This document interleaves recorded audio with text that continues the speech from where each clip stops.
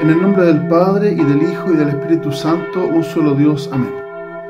Queridos hermanos, hoy día es domingo 12 de julio del año 2020 y según la ordenanza litúrgica de nuestra iglesia, el calendario litúrgico, estamos celebrando el quinto domingo del ciclo de San Mateo, con un texto que está tomado del Evangelio de San Mateo, del capítulo 8, versículo 28, al capítulo 9, versículo 1.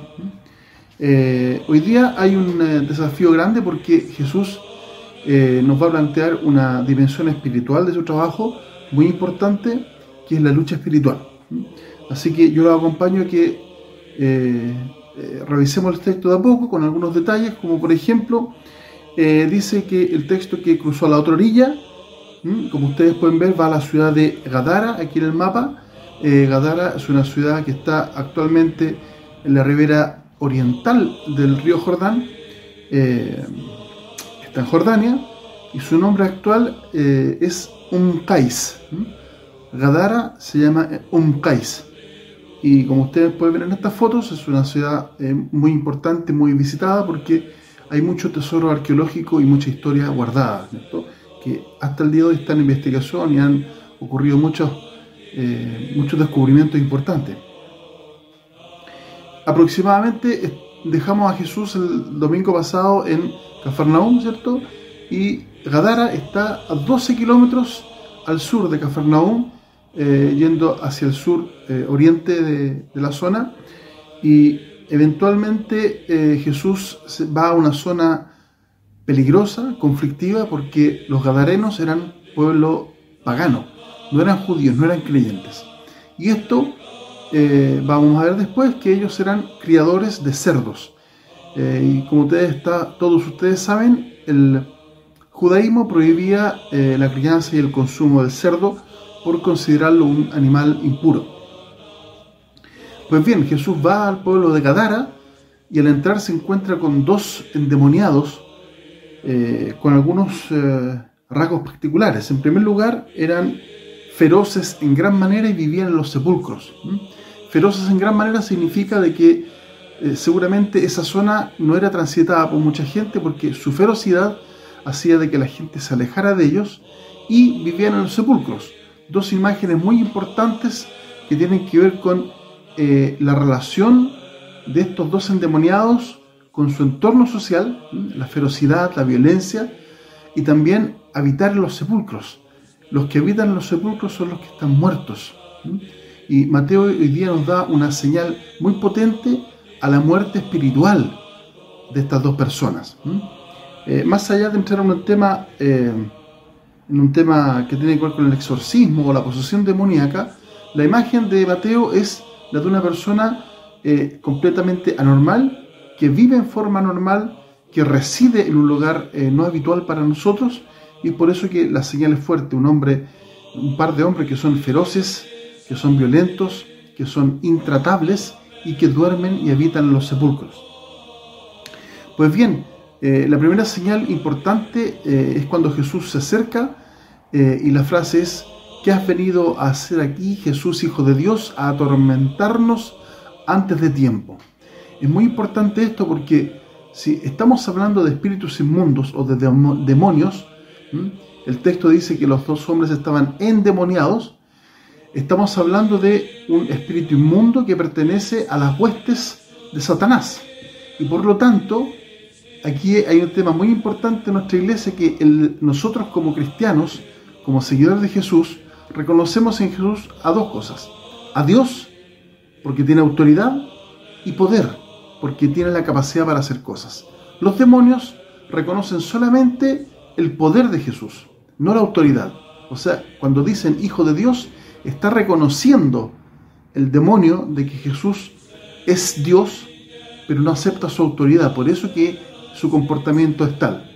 Por lo tanto, nosotros como cristianos, y eso lo reconocemos en el bautismo, cuando decimos creo en Él como Señor y Dios en las promesas bautismales, hoy día nos estamos enfrentando a este desafío de reconocer la autoridad y el poder de Jesucristo sobre nuestras vidas. Si ustedes se dan cuenta, Jesús inmediatamente se dirige a estas personas, ¿cierto? E inicia un diálogo. Aquí hay una señal muy tierna a la preocupación personal de Jesús. Jesús tiene esta intención de acercarse a la persona y tratar personal e íntimamente su problema. De tal forma que aquí hay una señal a la preocupación que Jesús tiene por su entorno, por lo que sucede a su alrededor. Y lo que sucede alrededor es importante porque eventualmente va a ir dando en este comienzo de la predicación señales importantes para mostrar quién es el Rey, quién es el Señor, quién es Dios y efectivamente quién es el Salvador del mundo.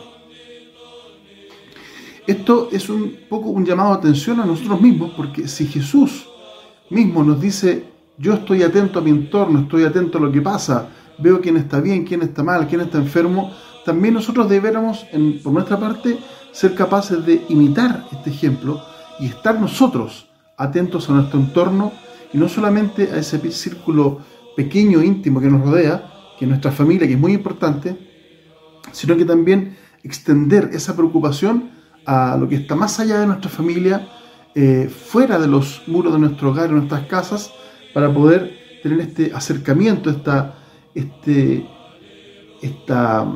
forma de misericordia, esta forma de amor cristiano verdadero, que es aquello que amar al prójimo es tan importante como el que está en mi casa.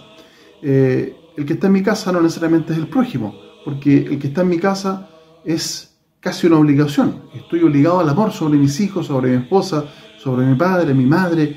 Todo ese entorno bello que nosotros protegemos y cuidamos también debería tener un eco en ese otro entorno que eventualmente es mi trabajo, que eventualmente es todos los círculos que yo estoy eventualmente frecuentando cada día. ¿Por qué? Porque nosotros estamos enfrentados a un desafío que es buscar las diferentes personas y las diferentes personalidades, en el sentido de que lo que está dentro de ellos, para poder conectarnos. Si no somos capaces de conectarnos, malamente vamos a poder ser verdaderos y reales cristianos en nuestra vida práctica. Ahora, el desafío acá también está en el sentido de cómo yo soy capaz de sacrificar esta comodidad para salir, tal como Jesús cruza el Jordán, va al otro lado, va a un pueblo pagano. Y esto es muy importante porque desde el punto de vista del Antiguo Testamento y del judaísmo, esto era sumamente peligroso. El judío no se relacionaba con el paganismo, ni con el mundo pagano. Por lo tanto, aquí Jesús nos llama a un atrevimiento evangélico, a ser valientes y poder salir de nuestro lugar de confort, de nuestra fe, de nuestra doctrina, de nuestro edificio eclesiástico que nos cobija y nos protege, a aquellos lugares donde es necesaria la palabra del Señor, y no solamente la palabra, el ejemplo de Cristo se hace carne, porque si el Evangelio de Jesús no se hace carne, queda como un libro más en la biblioteca de nuestras casas. Jesús se enfrenta hoy día a estos espíritus malignos, ¿cierto? Y en definitiva, aquí hay un diálogo que tiene que ver también con algo muy importante, que es la materia. Cuando Jesús les permite salir a los espíritus de los endemoniados, estos demonios van al hato de cerdos. La palabra hato, con H, como está escrita, la palabra hato es la manada o el rebaño de cerdos, pero se habla particularmente del hato de cerdos, como se habla de bandada de pájaros. Y el hato de cerdos, los estudios dicen que en la época eran cerca de 2000 cerdos, ¿no?, que formaban un hato, es decir, es una gran cantidad de animales. Entonces, cuando salen estos demonios de estos hombres, Jesús les permite ir hacia el hato de cerdos. Fíjense que aquí la imagen es muy importante, porque el espíritu inmundo, ¿dónde va según San Mateo? A un animal inmundo, un animal impuro. Por lo tanto, este espíritu que entra en un animal impuro, y estos cerdos se precipitan en el abismo, porque Gadara es una ciudad que está como en el borde de un torrente marítimo y hay un despeñadero. Y ese despeñadero hace que los cerdos, cuando cayeron, obviamente que todos murieron. Entonces, la imagen también es muy fuerte porque el hato de cerdos cae a un abismo. Y siempre hablamos de que el demonio está habitando las tinieblas, en lo profundo. De hecho, la resurrección de Cristo, si ustedes ven el icono de la resurrección de Cristo, como podemos ver aquí, Jesús viene saliendo de las profundidades, de la oscuridad, tomando de la mano a Adán y Eva, rescatándolos de aquella muerte que ellos vivieron y que no pudieron experimentar la resurrección porque no escucharon la predicación, y Jesús, con su muerte, es capaz de bajar al infierno, predicar a Adán y Eva el mensaje del Evangelio que no pudieron escuchar, obviamente, y sacarlos de esa oscuridad, de ese abismo, de ese lugar lúgubre, oscuro, abandonado. Y esa es la imagen de que el espíritu inmundo entra al animal impuro y va al abismo, que es de donde viene. Pues bien, la respuesta de los gadarenos es sorprendente, es impactante, porque le piden que se vaya. Voy a leer el texto que dice: sal de nuestro territorio, vete de aquí, no eres bienvenido. ¿Y por qué no eres bienvenido? Porque efectivamente Jesús ha producido un daño económico a esa gente. La región se vio afectada porque su fuente de ingresos hoy día está mermada en forma considerable. Y aquí también es necesario hacer un paralelo con nuestras vidas. Cuando Jesús nos pide sencillez, humildad, tener una vida de simpleza, ¿qué estoy dispuesto yo a abandonar? ¿Dónde me pongo? ¿En el lugar de Jesús o en el lugar de los gadarenos? Es decir, ¿acepto la voluntad de Cristo? ¿Acepto la invitación a su vida de simpleza y humildad? ¿O simplemente digo como los gadarenos: sabes qué, a mí no me conviene que estés acá, yo estoy bien aquí, déjame mis cositas, déjame mis bienes materiales, déjame mi comodidad, quiero seguir creciendo, quiero seguir siendo exitoso y quiero tener más y más y más? Y tú eres perjudicial para ese proyecto que yo tengo, por lo tanto te saco de mi vida. Ahora la pregunta es: ¿qué vas a elegir tú? ¿Vas a elegir la vida con Jesús o vas a elegir alejarlo de tus territorios porque te hace mal, porque no te conviene, porque efectivamente es un perjuicio para ti? Bueno, mucha gente ha elegido el segundo camino y ha sacado a Jesús de su vida, porque sin duda que muchas veces no conviene esta invitación, y mucha más gente aún ha aceptado esta invitación de Jesús a vivir la vida simple, con las cosas necesarias. Lo más allá de lo necesario es efectivamente avaricia. Por lo tanto, ¿qué voy a hacer yo cuando Jesús me pida y cuando me diga: ¿tú qué vas a hacer? ¿Cuál va a ser la respuesta? ¿Cuál va a ser mi enfrentamiento con Jesús? ¿Te quedas o te vas?